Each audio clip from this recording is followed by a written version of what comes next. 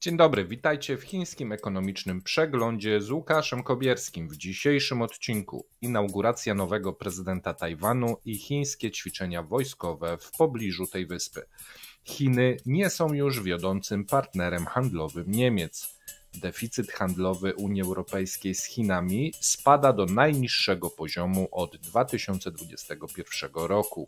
Wojna handlowa USA, Unia Europejska, Ameryka Łacińska kontra Chiny. Na koniec bezpieczeństwo żywnościowe planem Chin. Zapraszamy.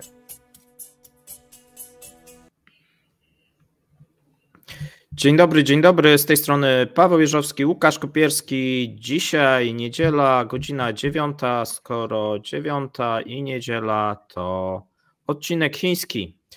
Dużo o gospodarce, dużo dzisiaj o ekonomii. Witam Ciebie, Łukasz. Cześć Paweł, witam też wszystkich słuchaczy. Tak, dzisiaj mamy bardzo dużo tematów. Chociaż pierwszy będzie polityczny, ale czym dalej to będzie więcej gospodarki. Zanim zaczniemy, duże podziękowania dla osób, które szczególnie wspierają ten odcinek chiński. Wiemy, że wspieracie i zarówno na YouTubie, jak i na Patronite. Duże podziękowania dla osób. Dzięki temu możemy te materiały powoli rozwijać i tworzyć te treści. Zapraszamy też do subskrypcji. Jeżeli tego nie robicie, pamiętajcie, że to dla Was jest małe kliknięcie, natomiast dla nas duży krok. Zbliżamy się do 40 000 subskrybentów. Prośba, jeżeli możecie, pomóżcie nam to osiągnąć. Tak, również zachęcam do subskrybowania i do wspierania nas, to nas napędza. Być może kiedyś będzie komentarz dnia chiński codziennie. O! Znaczy to nie wiem, wiesz, czy się bać, bo może, no nie wiem, dobrze, nie wiem jak to rozumieć, ale okej. Głos Pekinu w Twoim domu, tak, albo... Okej. To co, przechodzimy do pierwszego tematu, który dla nas przygotowałeś. Tak, zaczniemy od inauguracji nowego prezydenta Tajwanu i wynikających z tego później chińskich ćwiczeń wojskowych wokół Tajwanu, ale najpierw do inauguracji. Wybory były w styczniu tego roku, ale zaprzysiężenie było teraz w poniedziałek. I kto został zaprzysiężony? William Lai jest nowym prezydentem Tajwanu, zastępując Tsai Ing-wen, on akurat ten William Lai pełnił funkcję wiceprezydenta u tej Tsai Ing-wen, co ciekawe. No i udało mu się teraz zostać prezydentem, a wiceprezydentką Tajwanu została Xiaobi Kim. Nawet miałem okazję w tym roku być na spotkaniu z nią, bo była w Warszawie, więc byliśmy z częścią analityków od spraw chińskich, tajwańskich na takim zamkniętym spotkaniu. Więc może kiedyś będzie okazja też o tym opowiedzieć. I Lai jest nazywany, on sam się kiedyś nazywał pragmatycznym działaczem na rzecz niepodległości Tajwanu. No i to oczywiście kiedyś rezonowało bardzo w Chinach i dalej rezonuje, oni mu to pamiętają cały czas. Ale podczas swojego przemówienia inauguracyjnego powstrzymał się od wygłaszania prowokacyjnych oświadczeń. Mówił, że dalej będzie kontynuował podejście Tsai polegające na wzmocnieniu zdolności obronnych Tajwanu, ale też wezwał Pekin do wybrania dialogu zamiast konfrontacji, w tym poprzez rozwój turystyki czy wymianę akademicką, studencką i tym podobne. Obiecał też utrzymać status quo w cieśninie tajwańskiej i wezwał Pekin do wspólnych działań na rzecz pokoju. Też powiedział, że istnieje silny międzynarodowy konsensus co do tego, że pokój i stabilność w cieśninie tajwańskiej są niezbędne dla globalnego dobrobytu i bezpieczeństwa. To takie też bardziej do Zachodu, powiedzmy, odniesienie, że Tajwan jest ważny, ale wydaje mi się, że jest ta świadomość wśród elit europejskich czy amerykańskich, czy szeroko zachodnich. Oczywiście potępił też w swoim przemówieniu działania wojskowe Chin, wezwał Chiny, aby zaprzestały politycznego i militarnego zastraszania Tajwanu i zadbały o to, aby świat był wolny od strachu przed wojną. Bardziej w kontekście może militarnym albo przemysłowym, Lai mówił, że chce, aby Tajwan stał się regionalnym centrum produkcji dronów. i powiedział, że naszym celem jest uczynienie z Tajwanu azjatyckiego centrum łańcuchu dostaw bezzałogowych statków powietrznych dla globalnych demokracji oraz opracowanie nowej generacji satelitów komunikacyjnych na średnich i niskich orbitach. Też moim zdaniem dosyć interesujące. Wczoraj oglądałem jeden dokument z wojny na Ukrainie o jakimś chłopaku, który steruje tymi dronami takimi kamikadze.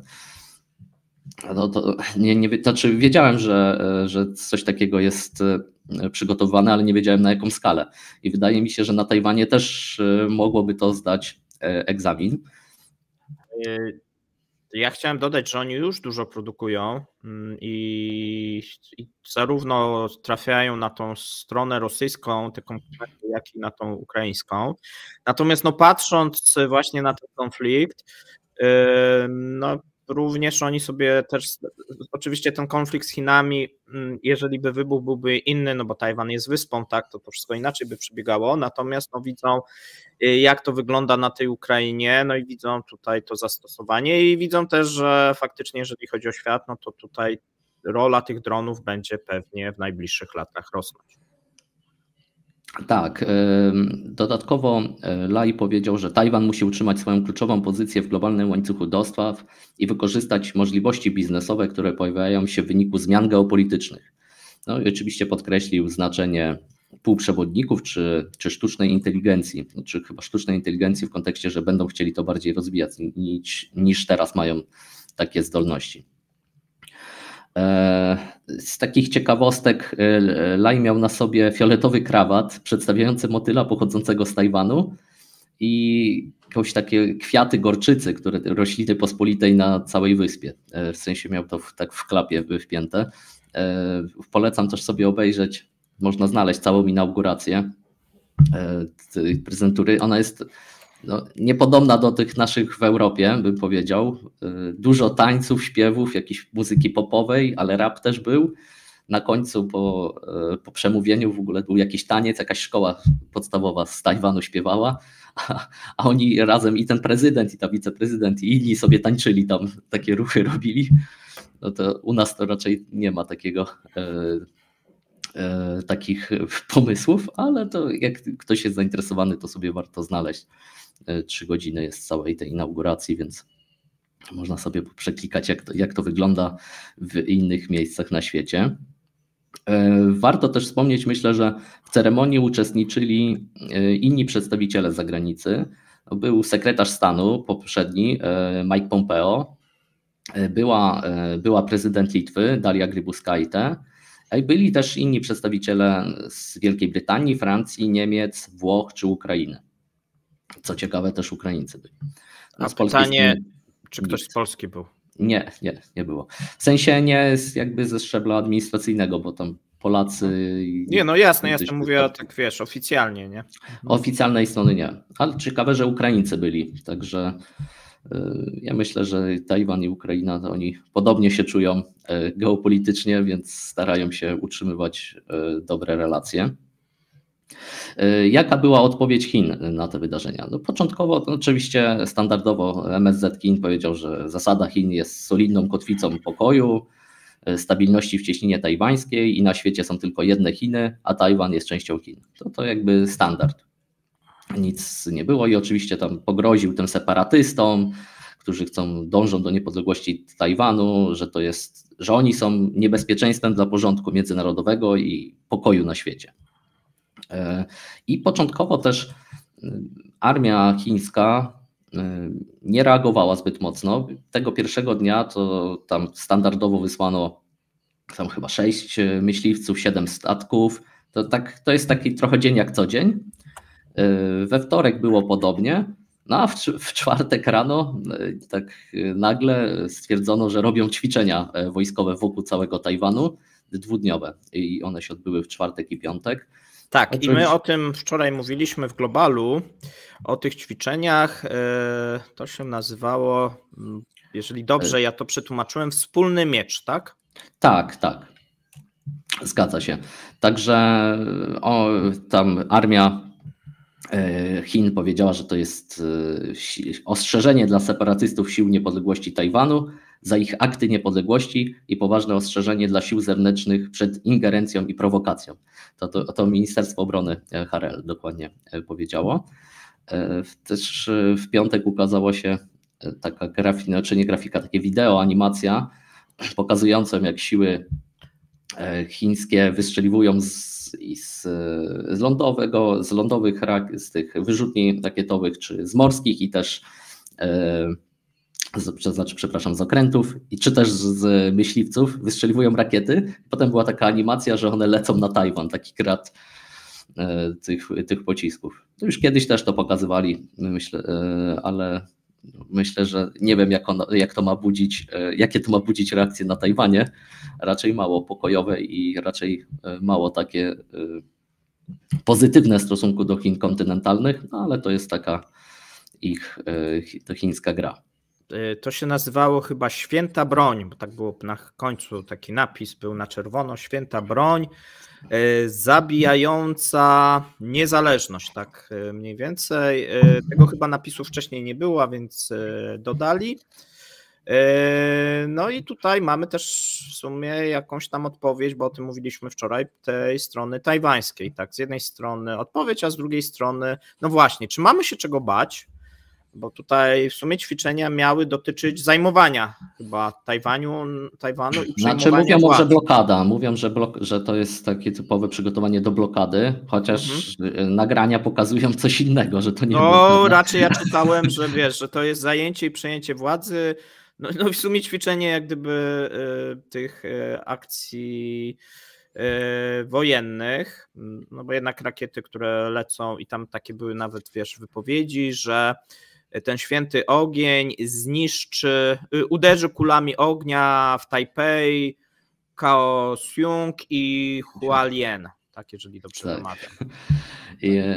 Mało pokojowo to brzmi. Tak, ale jeszcze dodatkowo bym dodał, że podczas takich dużych ćwiczeń, które miały miejsce w sierpniu 2022 roku po wizycie Nancy Pelosi ze Stanów, spikerki ze Stanów Zjednoczonych, to wtedy ta skala, znaczy też było okrążenie wyspy, ale teraz dodatkowo dodali ćwiczenia w pobliżu tych mniejszych wysp, na przykład Kinmenu czy Matsu, które są bliżej Chin kontynentalnych. To chyba w stronę Filipin, tak? Dobrze? Nie, to jest bliżej strony Chin. Jeszcze jest inna w Filipin, na już nie pamiętam, Penghu chyba jakoś tak. W każdym razie tego nie było wcześniej, bo niektórzy twierdzą, że najpierw by się zaczęło od zajęcia tych małych wysepek, tak? I sprawdzenia, testowania, co zrobią Amerykanie. Nie pełna inwazja na główną wyspę, tylko na te mniejsze. No, kolorytu do tego dodaje to, że potwierdzono w tym roku, że między innymi na wyspie Kinmen znajdują się siły specjalne Stanów Zjednoczonych. Znaczy nie określono, ile ich jest, ale że są.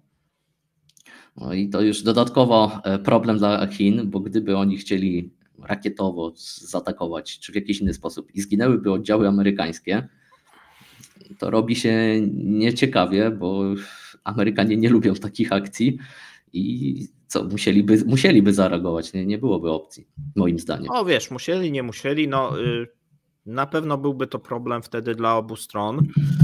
No i tu Chińczycy musieliby się liczyć pewnie z jakąś odpowiedzią, czy ona by nastąpiła, czy nie nastąpiła. Tego nie wiemy, dopóki się to, myślę, nie wydarzy i ta strona chińska też nie może tutaj sobie tego skalkulować, że na pewno by nie było lub na pewno by była, tak? Tak, i myślę, że w tym roku do tej inwazji nie nadejdzie, bo wszyscy czekają na wybory w Stanach Zjednoczonych, co po prostu nie ma sensu tego robić teraz. Nie jest to moment, moim zdaniem, na atak. Gramy na przeczekanie, zobaczymy, co przyniesie nowa administracja, no i wtedy pod tą nową administrację będziemy planować, co chcemy robić. Ja tak to widzę. A w ogóle jest brane pod uwagę właśnie w tych rozważaniach chińskich mediów czy chińskich ekspertów Rosja, Ukraina, czy to raczej nie? Ale co się będzie działo tam na... Nie, ale wiesz, jak gdyby, że tutaj z tym Tajwanem gdzieś się to próbuje łączyć, nie? No bo u nas to się próbuje, tak, nie? Wiadomo, oś zła, I że Tajwańczycy... Rosjanie próbują łączyć, że jak Chiny zaatakują Tajwan, to wtedy będziemy mieli łatwiej i tam są różne takie, dosyć długie i raporty, i dyskusje na usłowiowe, ale nie tylko, i że to kwestia tylko czasu, kiedy Chiny zaatakują i wtedy zupełnie ta geopolityka się zmieni, bo USA się będzie musiała zaangażować i wtedy nie będzie wysyłać tej pomocy na Ukrainę i tak dalej, i tak dalej. Znaczy tak, Chińczycy to akurat nie łączą, przynajmniej nie widzę, zresztą dziwne by było, gdyby pisali, a gdyby zaatakujemy na Tajwan, to Rosja będzie sobie mogła robić... No na przykład, że zaatakuje NATO wtedy, wiesz o co chodzi, bo to takie różne są właśnie scenariusze. Ale ze strony Tajwanu więcej jest takich analityków tajwańskich, więcej jest takich informacji i z kolei ci Tajwańczycy są z tymi, którymi też rozmawiałem, oni uważają, że gdyby doszło do inwazji na Tajwan, to jest jeszcze większa szansa, że Amerykanie im pomogą niż to było w przypadku Ukrainy, że więcej pójdzie tej pomocy. Oni w to wierzą, tak? Bo oni są ważni ze względu na półprzewodniki, a co Ukraina ma, tak? No nie ma, no to tam trochę im tam pomagają albo tyle, ile potrzeba, a nam będą musieli pomóc. Takie jest ich podejście. Znaczy uważam, że trochę krótkowzroczne, ale może jeszcze dzisiaj ma rację bytu, ale tak długoterminowo moim zdaniem nie, bo się odwróci wiele różnych procesów. No nie wiemy też, tak, ale ja się zgadzam, tak, że no ale z drugiej strony jaką mają alternatywę, tak, tutaj z tą alternatywą trochę też jest krucho. No, zgadza się, nie ma za bardzo alternatywy. Jeszcze jakby po tej stronie chińskiej bardziej demokratyczne były rządy, no to można by faktycznie myśleć o jakiejś przyszłości, natomiast no tutaj albo alternatywa jest, no to podporządkować się Chinom, tak? No to tak tej drogi środka tutaj nie za bardzo jest widać. Tak, państwa środka, drogi środka i tak dalej. No też zmiany społeczne są w Tajwanie takie, że coraz więcej Tajwańczyków czy mieszkańców Tajwanu uważa się za Tajwańczyków, co kiedyś tam nie było tego 20 lat temu. No właśnie, bo przecież ten rząd nacjonalistyczny, czy jak tam będzie, KMT, demokratyczny, tak, no dążył tak mówił cały czas o jednych Chinach. Te zmiany to myślę, że te ostatnie 20-30 lat, tak najdłuższa, jeżeli byśmy szukali, natomiast faktycznie to nowe pokolenie no już nie czuje się, czuje się tak dziwnie właśnie, bo Tajwańczykami chyba, tak, pomimo że są Chińczykami, jak gdyby, jeżeli chodzi o no bo ta ludność tubylcza, rozumiem, że jest w mniejszości, tak? No bo... Tak, tam 5% może, no nie wiem czy nawet tyle, tak, no ale to jest jakaś tam mała część. No, większość to są osoby, które przyjechały z Chin w latach 45-49. No tam i wcześniej też trochę, ale jakby największy ten napływ był w tamtych czasach, kiedy już była powiedzmy końcówka wojny domowej i przegrana ostateczna Kuomintangu, który właśnie z Chiang Kai-shekiem na czele przyjechał na wyspę i to były dla nich Chiny, tak? No zresztą długo uznawane, tak, przez te organizacje międzynarodowe, dopiero w którymś momencie tak się to zmieniło. No ale czytałem też, że w sumie ta strona, z jednej strony no jakaś reakcja była Tajwanu, a z drugiej strony to chyba się przejmowali bardziej tymi protestami, tak?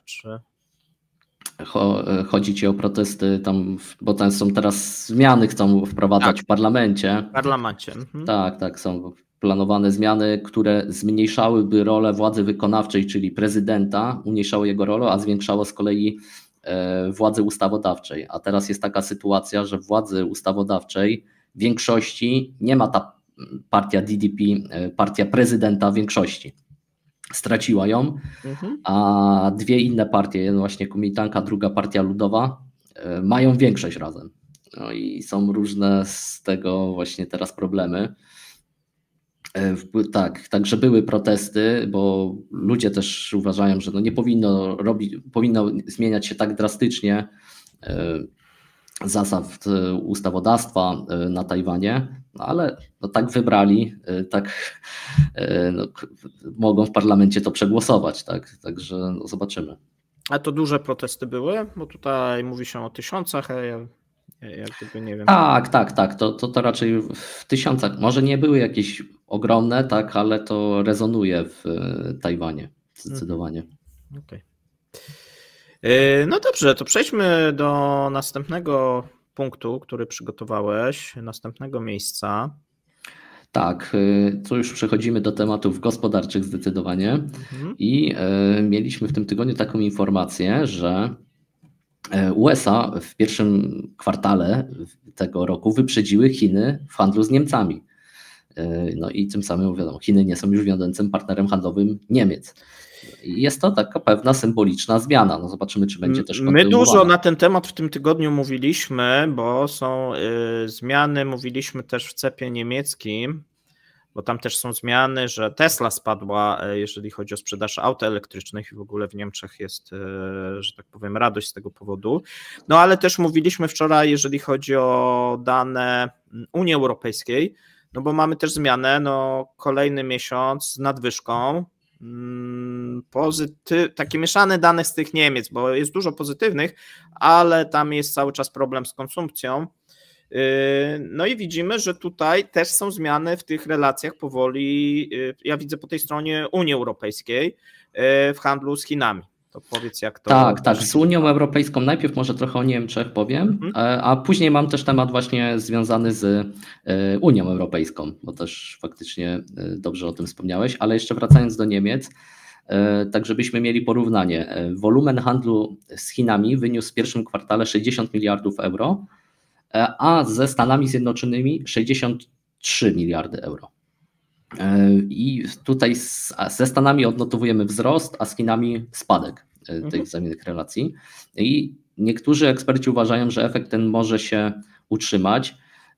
Między innymi tu podają badanie niemieckiej agencji handlu zagranicznego Germany Trade and Invest. Oszacowali, że w wyniku chińskiego kryzysu na rynku nieruchomości i rosnącego ryzyka geopolitycznego w stosunkach Stanów z Chinami mogą oni utracić na dobre pozycje wiodącego partnera handlowego Niemiec.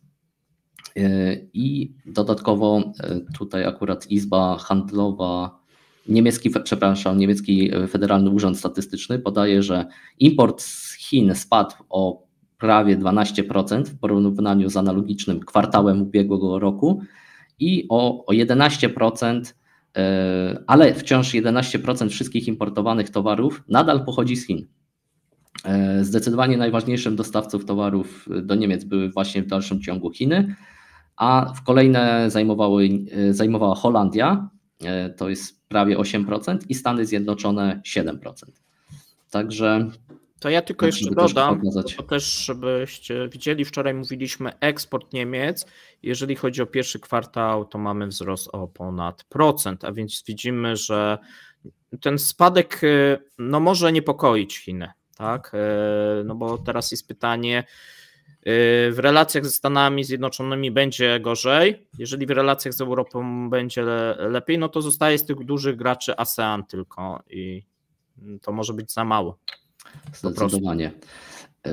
Jeszcze może być moim zdaniem interesująca trochę struktura niektórych produktów, które są kupowane z Chin.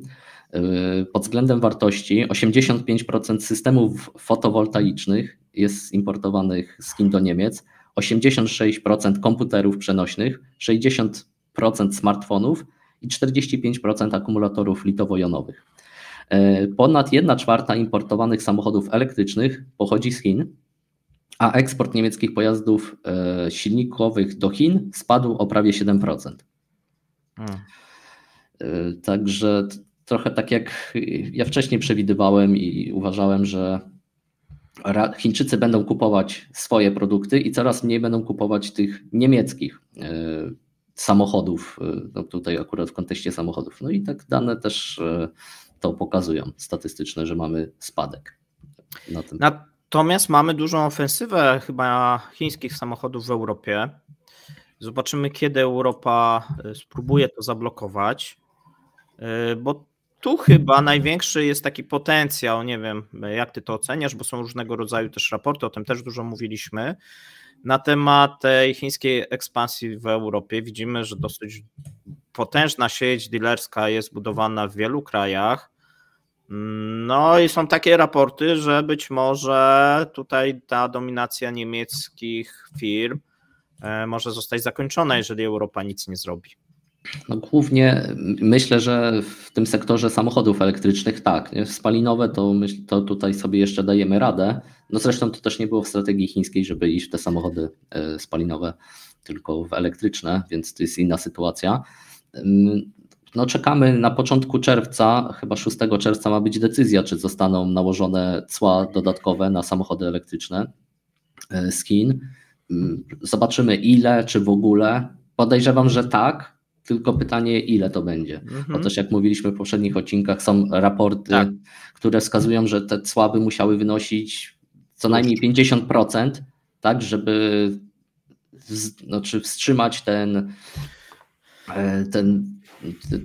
import ze strony Chin, czy eksport, przepraszam. Tak, no żeby nie było tej tak dużej różnicy, tak, cenowej, no bo tutaj, no ale w spalinowych też jest różnica i ja bym akurat tutaj nie był aż takim optymistą, jeżeli się nic nie pojawi, to te samochody chińskie mogą się zagościć, jeżeli chodzi o Europę. Bo ta różnica cenowa tam też jest dosyć poważna. No wystarczy sobie zobaczyć też taką ofensywę medialną na YouTubie, różnego rodzaju kanałów i opłaconych, tak, że tak powiem, promocyjnych informacji na temat, jakie to są te chińskie samochody i tanie, i dobre, i w ogóle jest super, i tylko kupować, tak? Więc no myślę, że to jest bardzo ciekawy kierunek dla Chin. Pamiętajmy, że te marki chińskie to są duże marki, jeżeli chodzi o produkcję, no bo po prostu produkują dużo na ten rynek azjatycki, nie tylko zresztą w Chinach. No tak, no i plany są przecież BYD. Gdzieś muszą się rozwijać, tak? Nie tylko ASEAN, tak, i Chiny. Rosja, że tak powiem, jest, no ale Rosja to nie jest duży odbiorca, no, a z tych dużych, no to ta Europa bardzo ciekawy kierunek.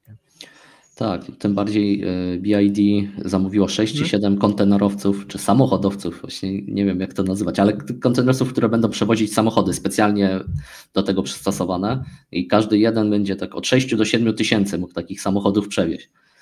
Także wyobraźmy sobie, jak to zacznie kursować w tej z powrotem do Europy, albo no nie tylko pewnie do Europy, ale myślę, że z głównych celów to będzie Europa, biorąc pod uwagę, że Ameryka nakłada 100% cła na samochody elektryczne chińskie, więc no to raczej się średnio będą opłacały, podejrzewam. Dla prawdziwych chińskich fanów może to będą kupowane, ale to nie będą takie wolumeny, jakie by Chińczycy mogli oczekiwać.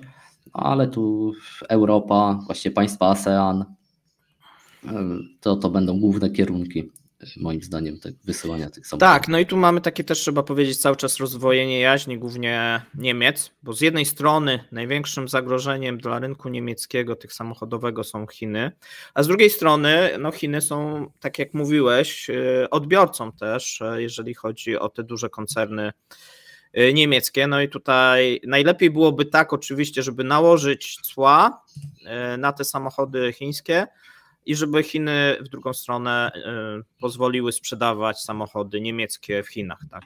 To było takie oczywiście.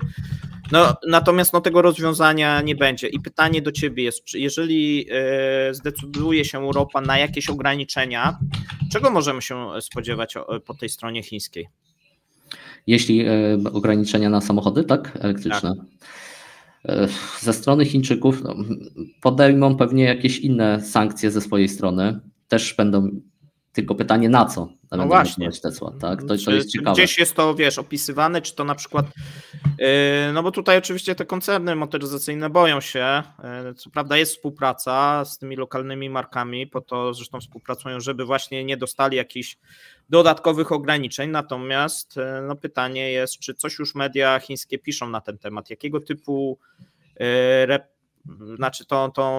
te represje w stosunku do Unii Europejskiej byłaby ze strony Chin, jeżeli by weszły, powiedzmy przykładowo 50% cła.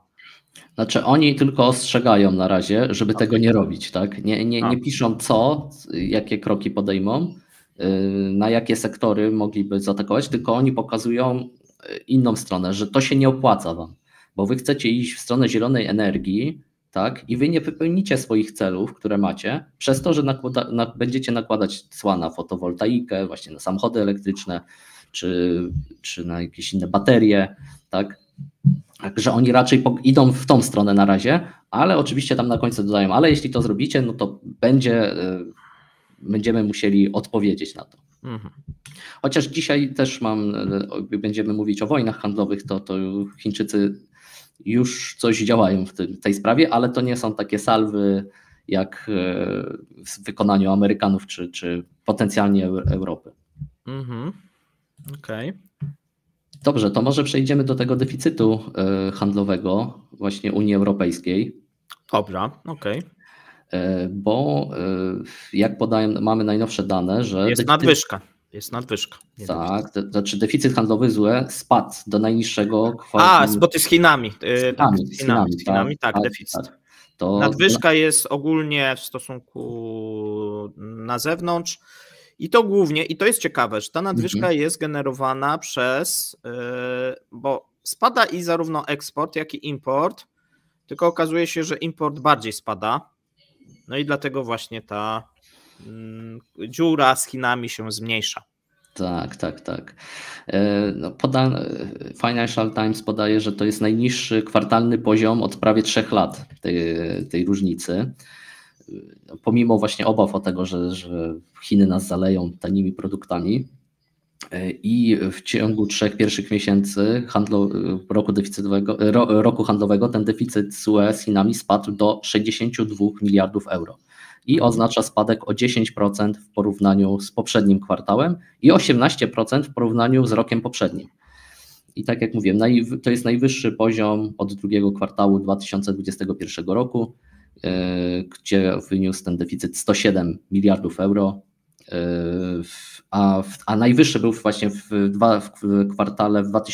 trzecim kwartale 2022 i 107 miliardów euro wyniósł ten deficyt.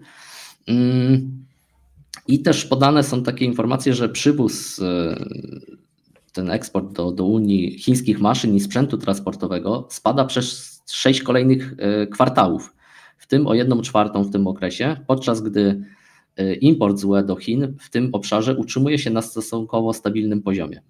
Także ciekawe, że te chińskie maszyny i sprzęt transportowy jakoś są mniej teraz kupowane w Unii Europejskiej.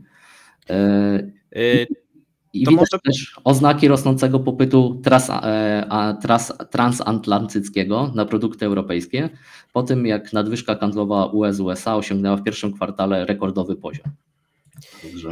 My kiedyś mówiliśmy, i tutaj część ekspertów próbowała z tym polemizować, że te wydarzenia też w kanale sueskim, tak, odbiją się negatywnie, głównie na eksporcie chińskim do Europy. I to część pisało, że nieprawda, bo to Europa straci. Jak widzimy, no mamy spadek importu i za spadek importu, bo to on jest około ponad 9%, to jest dosyć duży spadek importu, jeżeli chodzi o całą Unię Europejską. To się oczywiście różnie rozkłada na poszczególne kraje. Przepraszam, import, spadek nie minus 9, minus 12% i to jest bardzo dużo. Natomiast tutaj się rozkłada to różnie. Natomiast tak, główny ten element, na który się wskazuje, no to ceny surowców i ceny energii, które jeżeli patrzymy, no to mamy pewne spadki, natomiast na drugim miejscu, no to wskazuje się właśnie ten kierunek też właśnie ten chiński, że tu mamy spadki i te problemy wskazuje się związane z tymi trasami, że to cały czas, jeżeli chodzi o pierwszy kwartał, miało znaczenie, tak, już w zeszłym roku mieliśmy, tak jak ty mówisz, tak, to cały czas jak gdyby spada, no i też te procesy takie, no można powiedzieć, decouplingu, deglobalizacji, no które jednak następują też. Znaczy, niektórzy ekonomiści też twierdzą, oni akurat tu patrząc na dane ze Stanów Zjednoczonych, tak, bo jeszcze chwilę właśnie może Unia Europejska, Stany, bo mamy nadwyżkę handlową Unii Europejskiej ze Stanami, która wzrosła w pierwszym kwartale do nowego rekordowego poziomu blisko 4 miliardów euro i to jest 27% więcej w porównaniu z rokiem poprzednim, a eksport z Unii Europejskiej do USA wzrósł w tym czasie o prawie 4%, podczas gdy import z USA spadł o ponad 5%, tak podają. I niektórzy twierdzą, że to jest kwestia tego, że mamy silny popyt wewnętrzny w USA i słaby popyt w Unii Europejskiej. Tak, to też się z tym zgadzam. Sporo jak gdyby wskaźników na to, no cały czas mamy nawet jak popatrzymy na tą konsumpcję w Niemczech, no to ona spada, tak, no są prawda mało, ale spada, nie ma tego pobudzenia. Tu widzimy, że no te dane z Europy z jednej strony niby dobre, no bo tak nadwyżka ze Stanami zmniejszająca, tak, ale to nie jest generowane tym, że Europejczycy więcej konsumują, czy więcej... Właśnie przez to, że nie konsumują, tak. No właśnie, tak, dokładnie tak, bo jakby więcej konsumowali, to byłyby lepsze relacje, znaczy inne relacje ze Stanami i z Chinami, bo by więcej rzeczy było sprowadzanych. No dokładnie tak. Tak, to właśnie, także chyba nie ma za bardzo z czego się cieszyć, koniec końców.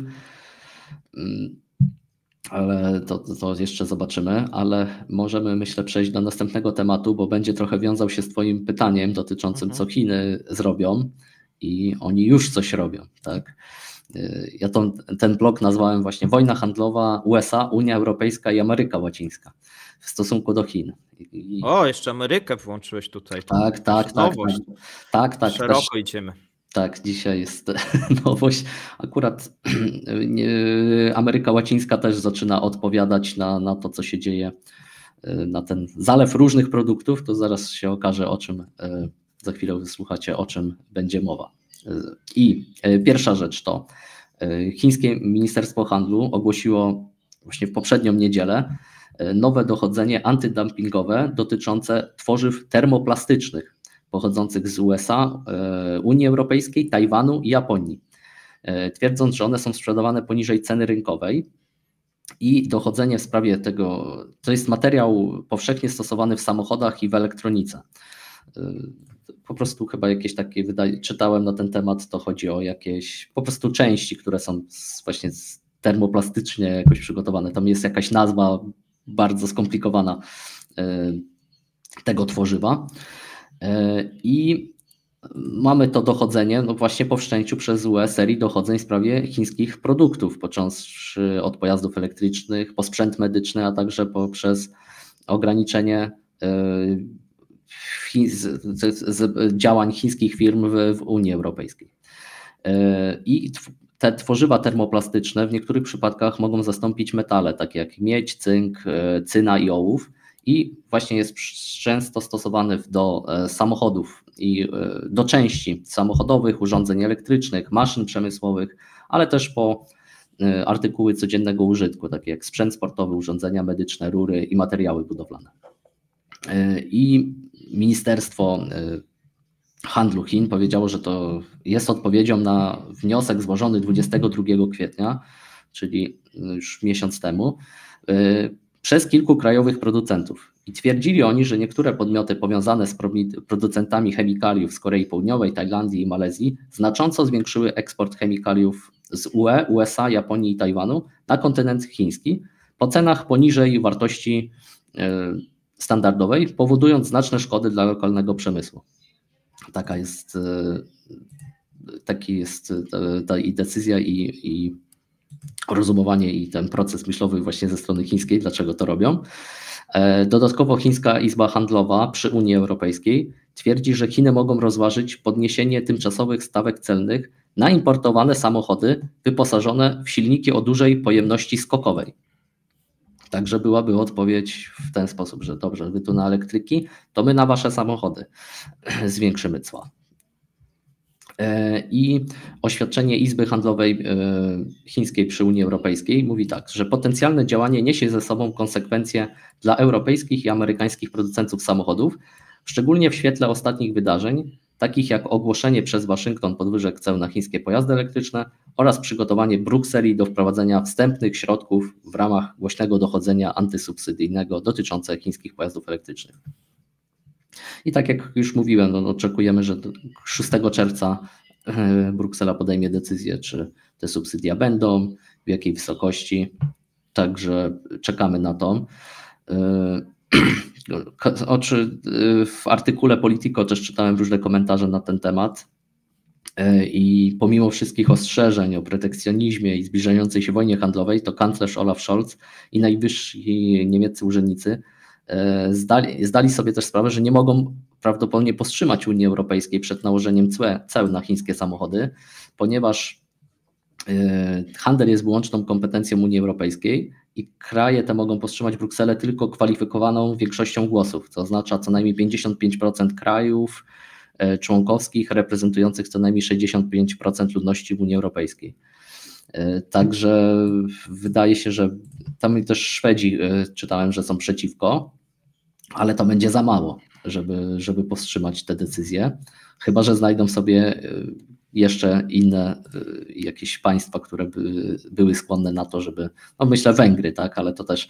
No tak, Węgry, może właśnie Słowacja. Może Słowacja, ale to będzie wciąż za mało. Mało. Tak, ale też jest taka kwestia, że niektórzy członkowie rządu niemieckiego są krytyczni wobec kanclerza. Znaczy ja uważam, że to błąd, no bo to jest jak gdyby pchanie się w przepaść, no bo największym zagrożeniem dla niemieckiej gospodarki są produkty chińskie. Tak, no, też podano badanie przeprowadzone przez niemieckiego ubezpieczyciela Allianz i ono wykazało, że chińskie pojazdy elektryczne stanowią największe zagrożenie dla europejskich producentów samochodów i mogą kosztować ich zyski w wysokości 7 miliardów euro rocznie. Chyba że Unia Europejska nałoży wzajemne cła, to wtedy będą inne, te kwoty już tam nie podawali ile, ale jeśli tego nie zrobią, no to tracimy 7 miliardów tak, rocznie.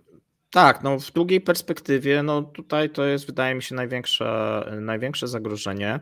I co ciekawe, to południe Europy jest takie przeciwko, a właśnie, tak jak powiedziałeś, część Skandynawii, bo nie cała, Niemcy, tak, no i oczywiście te Węgry, które są takim koniem trojańskim w sumie, nie wiem. I to też ciekawe będzie, bo Węgry będą teraz przewodniczyć Unii Europejskiej, bodajże od lipca, więc też taka dziwna będzie sytuacja, a te tony obecnie Orbana są no mocno odklejone, tak jakby nie był to kraj Unii Europejskiej, tak. No bo... Zgadza się. Dziwne to. Tak, a teraz przejdziemy do tego tematu związanego z Ameryką Łacińską, bo jak podaje Bloomberg, w ciągu ostatnich kilku tygodni Meksyk, Chile i Brazylia podniosły, a w niektórych przypadkach ponad dwukrotnie nawet podniosły cła na wyroby stalowe z Chin. I prawdopodobnie też Kuba może pójść w ich ślady. Także też sporo mówiliśmy w poprzednich odcinkach właśnie o tym przemyśle stalowym w Chinach, o tym, że ta produkcja rośnie i chcieliby gdzieś to wypchnąć w świat, no i wygrywają ceną zdecydowanie i są odpowiedzi tak właśnie i ze strony Ameryki, podniesienia cen na produkty stalowe i teraz też Ameryka Łacińska, która często się uważa, że Ameryka Łacińska to idzie w zapan brat z Chinami, razem współpracują i ta współpraca zawsze się miała i ta przyjaźń bardzo dobrze, tak, lub co najmniej dobrze. No a tu widać, że są podejmowane kroki ze strony państw Ameryki Łacińskiej i Chiny w ogóle są jednym z największych odbiorców też surowców z regionu i ważnym inwestorem w Ameryce Łacińskiej. Każdego roku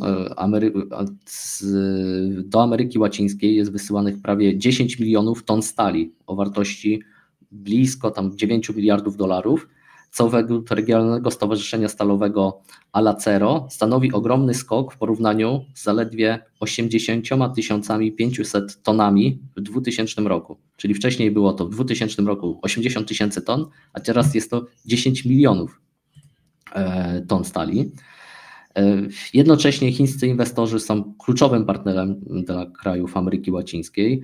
Jak wynika z jednego z raportów, kraj ten poczynił duże wydatki w Ameryce Łacińskiej i na Karibach, inwestując blisko 190 miliardów dolarów w ostatnich latach, w latach właśnie 2003-2022. Ale głównie w takie branże właśnie jak energia, transport czy górnictwo.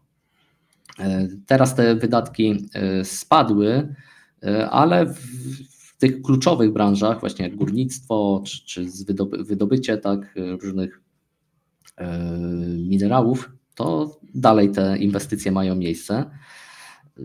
Też można spojrzeć na inne inwestycje, jakie są ze strony Chin w Ameryce Łacińskiej. Między innymi BYD, ten gigant samochodów elektrycznych chińskich, buduje swoją pierwszą fabrykę poza Azją właśnie w Brazylii. I do końca roku też planuje się otwarcie tej fabryki w Meksyku. W Chile z kolei są fabryki katod litowych. A Chiński Bank Rozwoju i China Export-Import Bank udzieliły regionowi kredytów o wartości 136 miliardów dolarów. Także tak trochę, tak żeby pokazać jeszcze obraz inwestycyjny ze strony Chin. Oczywiście to nie jest cały obrazek, ale jakieś takie wybrane elementy. No dobrze, to myślę, że dosyć ciekawy punkt. Z tego co wiem, jeszcze coś dla nas przygotowałeś, a więc może przejdziemy do kolejnego miejsca. Tak jest. Był dosyć interesujący moim zdaniem artykuł Reutersa na temat bezpieczeństwa żywnościowego Chin i co Chińczycy planują w tym zakresie. My już robiliśmy jeden taki odcinek na naszym kanale, ale tutaj kilka nowych faktów, więc polecam sobie obejrzeć ten wcześniejszy, który był. Znajdziecie, myślę, bez problemu, a jak nie, to piszcie, to napiszę, jak się nazywał tam tytuł tego programu. A tu mamy kilka nowych informacji i tak, Chiny są największym na świecie importerem produktów rolnych i w ramach swoich wysiłków na rzecz bezpieczeństwa żywnościowego wyznaczyły sobie cele polegające na drastycznym zmniejszeniu swojej zależności od zakupów zagranicznych w nadchodzącej dekadzie. I zgodnie ze swoimi dążeniami do zapewnienia bezpieczeństwa żywnościowego, one będą jednak niezwykle trudne do osiągnięcia, uważają eksperci. Ale to za chwilę przejdziemy do tego. I problem jest taki, że jest ograniczona powierzchnia ziemi i wody. I jeśli oni chcą zwiększyć wydajność rolnictwa, to będzie też to problematyczne.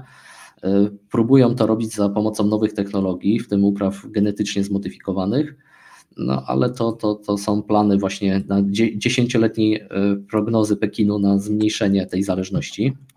I jak wynika z dokumentu opublikowanego pod koniec kwietnia, rząd przewiduje samowystarczalność na poziomie 90% w zakresie podstawowych zbóż do 2033 roku, bo teraz mają samowystarczalność na poziomie gdzieś tak 84%, tak szacują. Czyli też nie jest wcale źle, ale chcą jeszcze ją zwiększyć. I ograniczenie importu byłoby ciosem dla producentów ze Stanów Zjednoczonych po Brazylię i Indonezję, które zwiększają swoje moce produkcyjne, aby zaspokoić ten popyt ze strony Chin, które są największym na świecie rynkiem soi, mięsa i zbóż. Tak, Chińczycy najwięcej kupują. A z kolei właśnie czy Stany Zjednoczone, czy Brazylia bardzo dużo tego towaru przesyła do Chin. I gdyby to miało miejsce, to na pewno rolnictwo w tych obszarach, w tych państwach straciłoby sporo.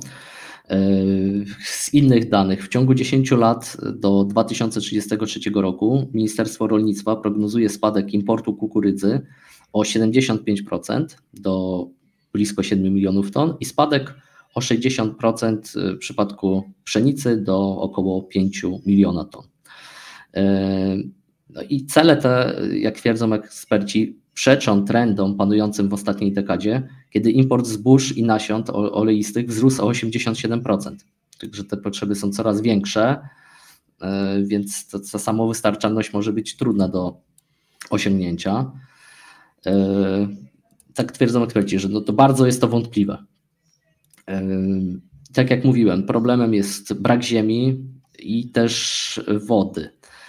Bo jeszcze spojrzymy na inne informacje i dane, to bezpieczeństwo żywnościowe jest od dawna priorytetem Chin i który boryka się kiedyś z bolesną historią związaną z głodem i muszą wyżywić 20% światowej populacji, dysponując mniej niż 9% gruntów ornych i 6% zasobów wody.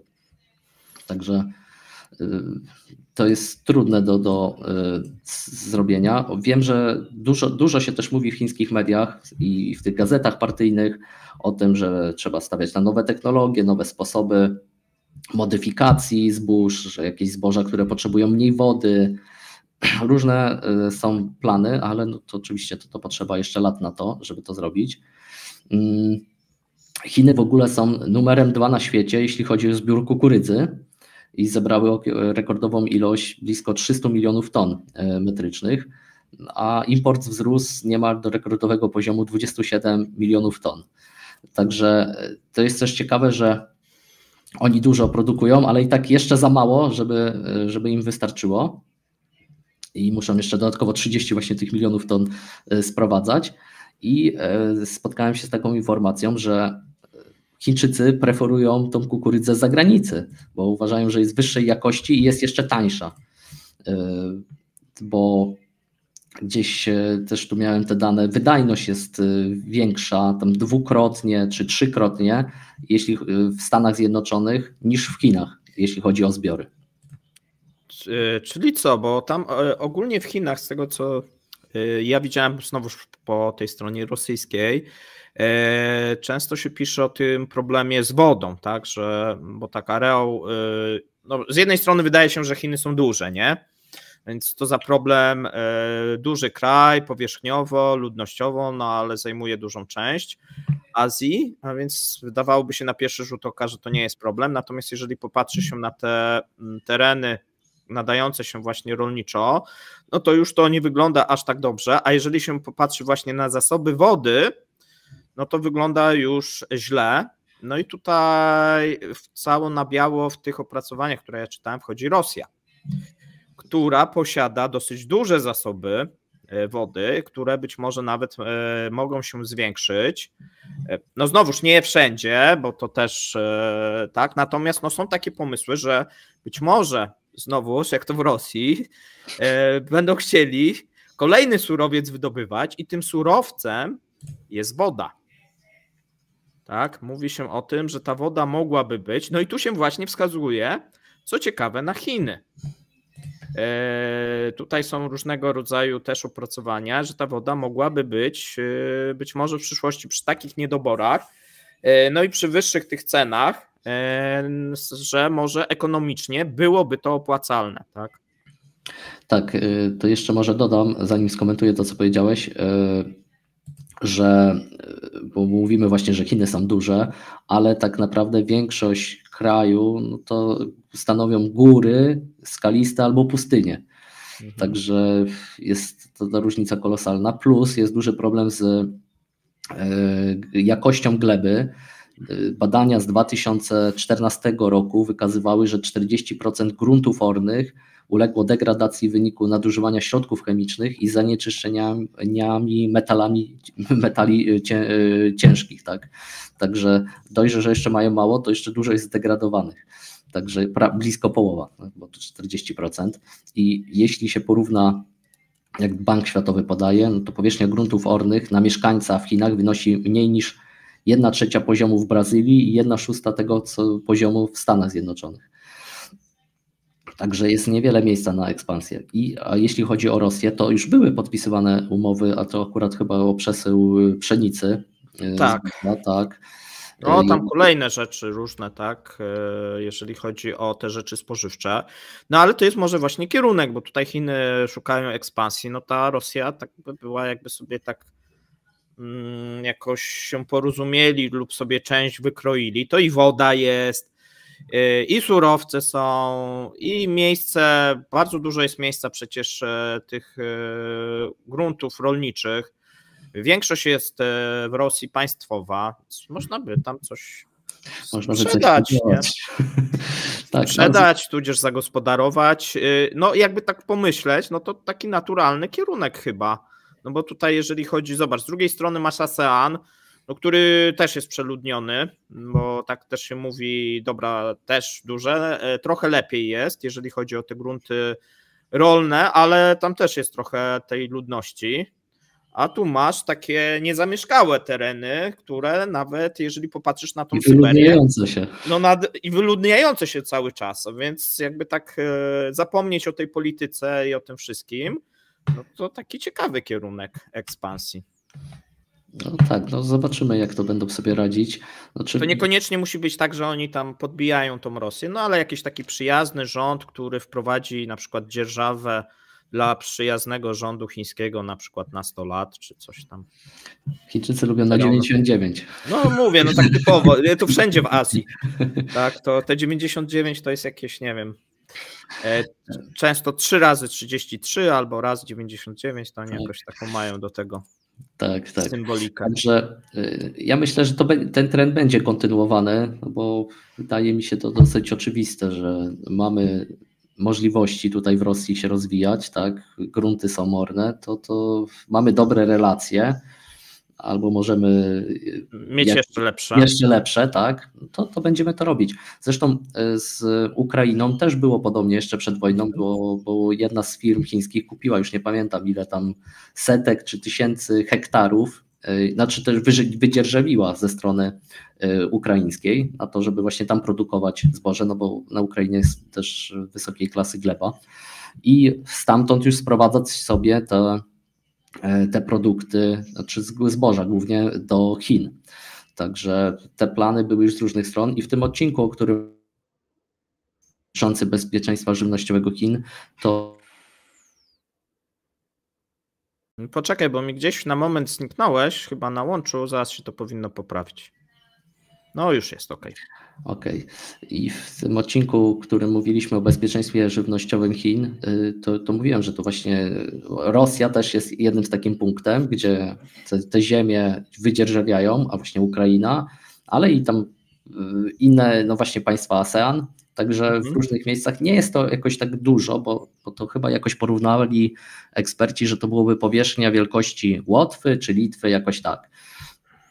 Także czasami się wydaje, że to byłoby nie wiadomo ile, ale to...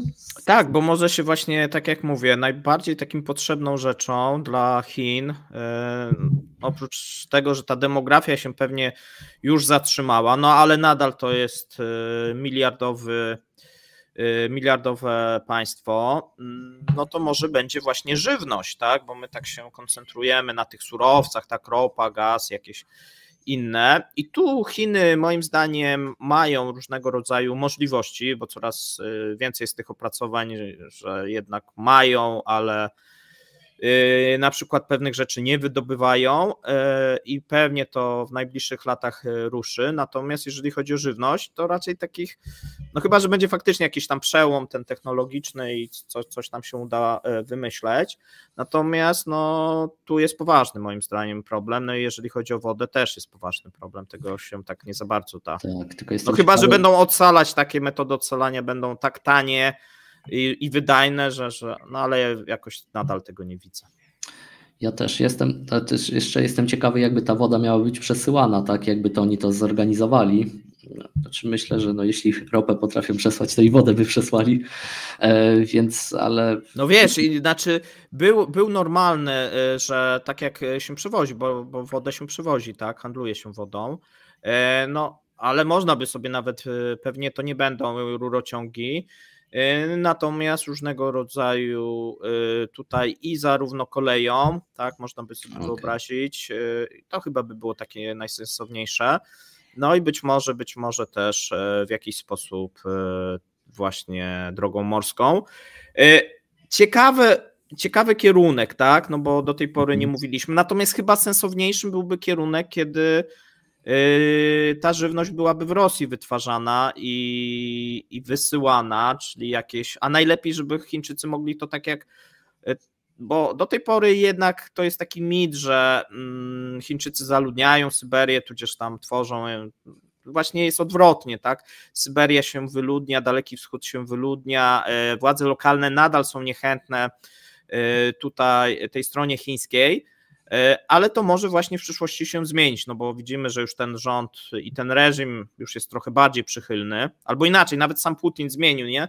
No bo kiedyś tak, nawet za tego Związku Sowieckiego, no tutaj nie było przyjaźni tak, pomiędzy Związkiem Sowieckim a Chinami, a wrogość, wydaje się, natomiast no, te kolejne rządy mogą być bardziej prochińskie i tutaj naturalna byłaby taka gdzieś symbioza z dominacją chińską, tak, żeby najlepiej, żeby to oni mogli... Żywnościowo-energetyczna. Tak, żeby mogli, wiesz, sobie kupić, wydzierżawić na przykład na 100 lat, swoich ludzi sprowadzić, wszystko po swojemu zrobić, tak.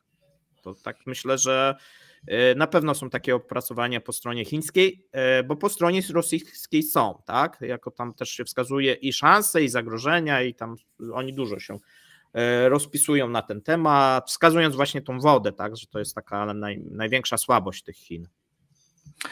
Tak, ja bym jeszcze na jedną rzecz zwrócił uwagę, że te dążenia Chin na różnych polach do samowystarczalności, bo to idzie szeroko, bo często mówimy właśnie, że o półprzewodnikach, czy o jakichś tam innych technologiach, które są, ale oni idą szeroko, też patrzą na inne aspekty, tak? I żywnościowy dla nich też jest bardzo istotny, no i historycznie też jest bardzo ważny, ale patrzą na to, że no mamy tą rywalizację ze Stanami Zjednoczonymi, no a my większość soi to sprowadzamy od nich, tak? Znaczy od nich i od Brazylii głównie. Tak, i co będzie, gdyby była wojna, tak? No bo jesteśmy odcięci od tego, prawdopodobnie, z dużą szansą. Także będę obserwował dalej i też zerknę sobie, czy są jakieś opracowania właśnie dotyczące tego, co oni by chcieli zrobić na Syberii, czy są jakieś takie tematy, to wrócę do Was, może jakiś inny nowy profesor chiński Wam się spodoba. Tak, no bo Rosja by dała radę spokojnie wyżywić Chiny, no i to wydawałoby się, że to być może, a zmiany klimatyczne no nie będą grały na korzyść pewnie Chin, a będą grały na korzyść, znaczy nie wszędzie oczywiście znowuż, ale na korzyść być może Rosji, tak. I mogą właśnie przez to, bo tam mamy też takie dosyć duże ukryte ilości metanu, no może to nawet przyspieszyć, tak, te zmiany. Zresztą widzimy, że tutaj jeżeli chodzi o klimat nie jest dobrze, no i Chiny pewnie będą odczuwać w tych najbliższych latach, tak jak Indie, tak, różnego rodzaju problemy związane z ocieplaniem się tego klimatu i również katastrofy, susze, powodzie, tak, no bo to tak na zmianę w tych Chinach tak to się przytacza, tak. Bo to nie tylko susze, ale też często mamy jakieś właśnie niektóre rejony, gdzie dotykają powodzie, tak. No tak, no była duża powódź w prowincji Guangdong chyba gdzieś z miesiąc temu. Ale jeszcze w tym kontekście zmian klimatu i ocieplenia klimatu, to warto, myślę, wspomnieć o współpracy rosyjsko-chińskiej albo zalążkach współpracy, jeśli chodzi o szlak arktyczny. I ostatnio też były rozmowy na ten temat podczas spotkania Putina z Xi Jinpingiem. W sensie one nie były wyrażone wprost w tych dokumentach, ale później czytałem informacje, że rozmawiano też o tym i ma powstać jakaś specjalna komisja do spraw tej współpracy arktycznej. Tu już jest, to będzie kolejna, wiesz, bo Chiny też wcześniej więcej, wiesz co, teraz ten szlak północny trochę ucichł, bo tam miały być bardzo duże inwestycje chińskie w rozbudowę tego szlaku. I po stronie rosyjskiej też miały być duże, tu się wiąże cały czas bardzo duże nadzieje, że to jest przyszłościowy w związku z tym ocieplaniem i tak dalej, że to będzie, no bo to jest krótki szlak, no to powiedzmy sobie, natomiast no nadal po prostu wymaga bardzo dużych nakładów i dopóki myślę rząd chiński nie będzie przekonany, że ta strona druga jest w miarę stabilna i może liczyć tutaj na trwałą jak gdyby dominację polityczną, to nie ma po prostu tych inwestycji, tak, bo nie widzimy tych inwestycji, a tam potrzebne są i na, wiesz, udrażnianie tego szlaku, no i na rozbudowę nawet Władywostoku, no wszystkiego, tak, no bo też mamy też niewystarczającą infrastrukturę po stronie rosyjskiej. No jest jak gdyby wiele rzeczy, które można by było zrobić tak naprawdę, jeżeli tak spojrzymy, pomiędzy Chinami a Rosją,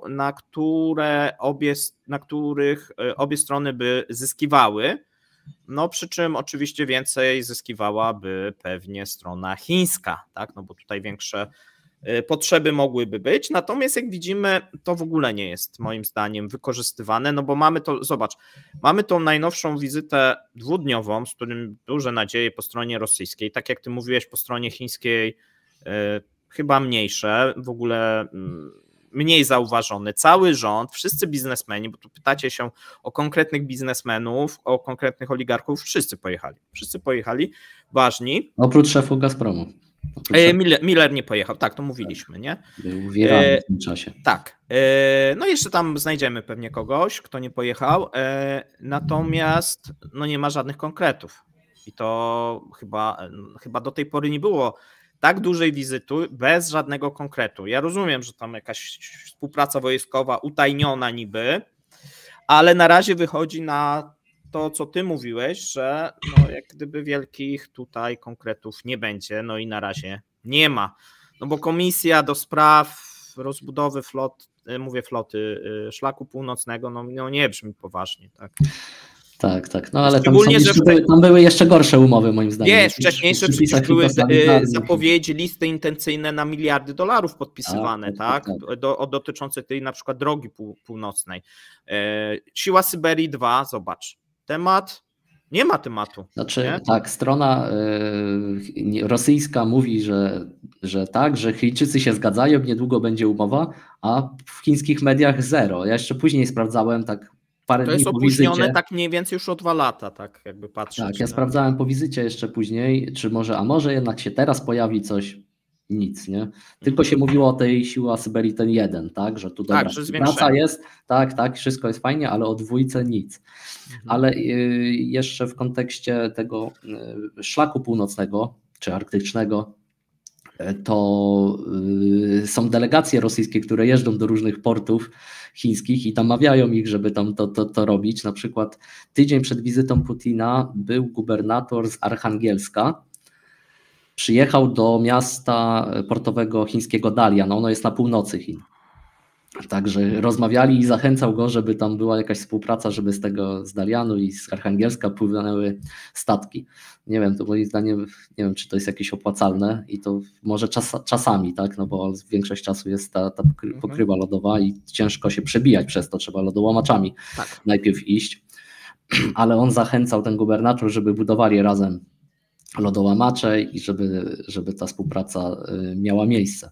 Także też nie tylko od strony powiedzmy wyżej, tak, prezydenta, premiera i tak dalej, ministerstwa, ale też ci gubernatorzy jeżdżą i proszą Chińczyków o to, żeby oni im pomogli. Tak? No bo w sensie to bardziej by chyba była pomoc dla Rosjan niż dla Chińczyków na razie. No mówię, zobaczymy. No tutaj naturalnie te kraje gdzieś są skazane na współpracę, tudzież jak to woli, dominację, bo tak jak mówię, mamy nierówno gospodarczo rozłożone te siły, no mamy dużego partnera i takiego gospodarczego, można powiedzieć, karła, jeżeli chodzi o Rosję, ale z potencjałem, tak?